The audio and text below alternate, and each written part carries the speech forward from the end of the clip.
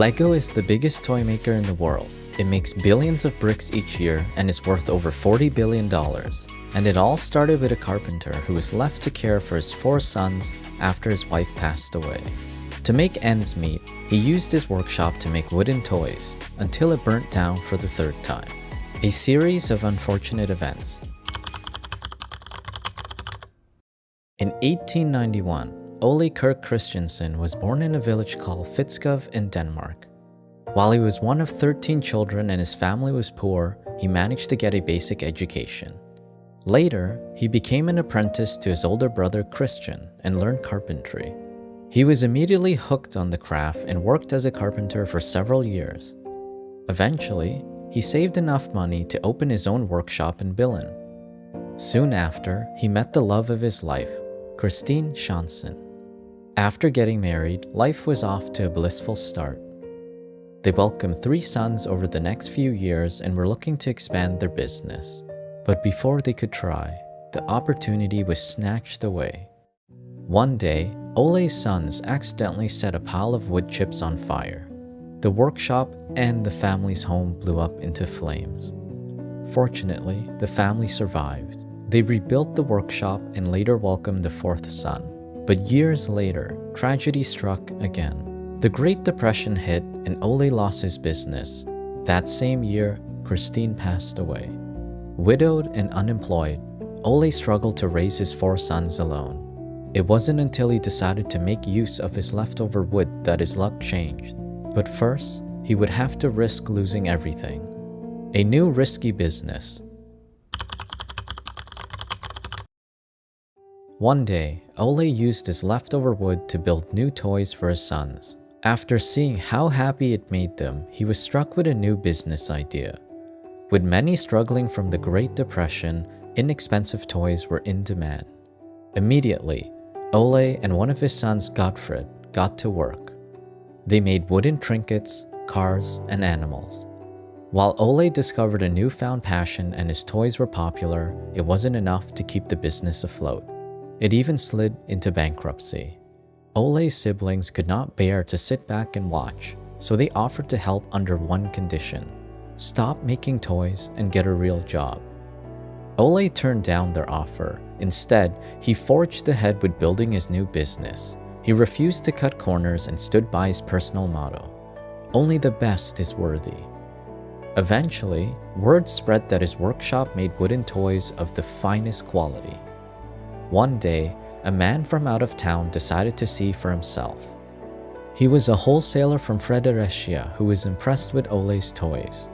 Before leaving, he placed a big order to sell them within many stores for the holidays. It's going to be a good Christmas this year, Ole thought to himself. To complete the order, Ole rehired all the workers that he was forced to lay off during the Great Depression. They worked day and night to ensure the toys would be stocked in time. But suddenly, they were instructed to stop. "We're in big trouble," Ole told Gottfried. In a mailed letter, the wholesaler informed Ole that he filed for bankruptcy and could no longer buy the toys he ordered. "What are you going to do? What about Christmas? We can't even afford food," Gottfried asked. "I'll do it myself," Ole insisted. "I'll drive around selling the toys." Ole wasn't a natural salesman, but he did manage to sell all of the toys and buy plenty of food for Christmas. While Ole's new business was off to a rough start, each challenge proved when there's a will, there's a way. Never-ending highs and lows. 2 years into Ole's toy-making business, sales had yet to pick up. So Ole decided to come up with a catchy name to attract new customers: Lego. It was inspired by the Danish phrase "legot," which meant play well. He later discovered Lego was similar to a Latin phrase that meant I put together. Ole's idea worked and helped the business expand to making 42 different toys. But a few years later, tragedy struck again. Germany invaded Denmark and led to many struggling financially. Even worse, history repeated itself. Ole's own financial difficulties were followed by a fire that burnt his workshop to the ground.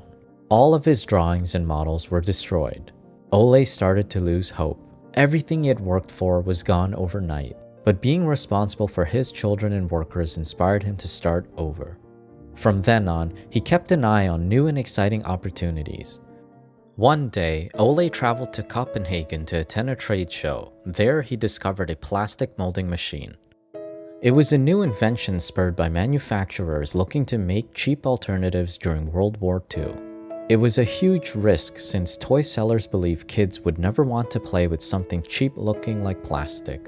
Still, Ole was inspired by a plastic toy he had seen before. It was called the Kittycraft self-locking building bricks. Ole believed that plastic toys had potential and decided to make his own. They were initially called automatic binding bricks and were later renamed to Lego bricks. Unfortunately, the toy sellers were right. Kids weren't interested and found the bricks hard to play with. They didn't snap to each other very well or stick together, but something told Ole to keep trying. Meanwhile, Godfred was in England attending a toy exhibit. There, he met a man named Troels Peterson, who was the head of a big shopping center. As they talked about the toy industry, Troels shared his disappointments. "There's no system in anything," he told Godfred. Godfred didn't argue with him. Instead, he listened and started to think about how Lego could take on the challenge. "We need to put system into play," Godfred thought to himself. "Children have only been offered ready-made solutions. They need something different that will strengthen their imagination and creativity." Over the next several months, Lego launched the system in play. It contained 28 different sets and 8 toy vehicles. They were designed on the principle that all blocks should interlock and be interrelated. A few years later, Ole and Godfred made progress with improving the bricks' design. They patented a stud and tube design that allowed kids to snap the bricks together without them coming apart. Kids were hooked, and sales picked up. But at the time, Ole's health went downhill. Only 1 month after the new design was introduced, Ole had a heart attack and passed away. He was only 66 years old. Godfred was now responsible for the company and carrying his father's legacy, but first, he would have to endure the same trials. The fatal sign.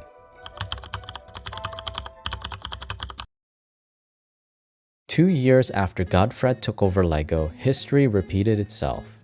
The company's wooden toy warehouse was struck by lightning and caught on fire. Godfred had to make a choice: ditch the wood for good or move ahead with plastic. He chose the latter. It wasn't an easy decision. Godfred and his brothers got into many disagreements. He later bought them out and became the sole owner of Lego. That year, Godfred decided to take the business to new heights. He purchased land just north of Billund and built an airport. The goal was to make it easier to take Lego global and business partners to visit. Only 1 year later, Lego's toys were imported to the US. Afterwards, Godfred proved he was more than capable of carrying his father's legacy by opening a theme park and launching instruction manuals and figures. By the early 1990s, Lego controlled nearly 80% of the market. Sales increased at a double-digit rate while the industry hovered around 4%. Towards the end of the 90s, they made their first $1 billion in sales and began to license their toys, first to Star Wars and later Winnie the Pooh. Today, Lego is the biggest toy company in the world and its brand is more famous than Hasbro and Barbie. Many credit the company's success towards Ole and Godfred's strength to rebuild over and over again with persistence. Life is a gift, but it's more than just that. Life is a challenge, Ole would say.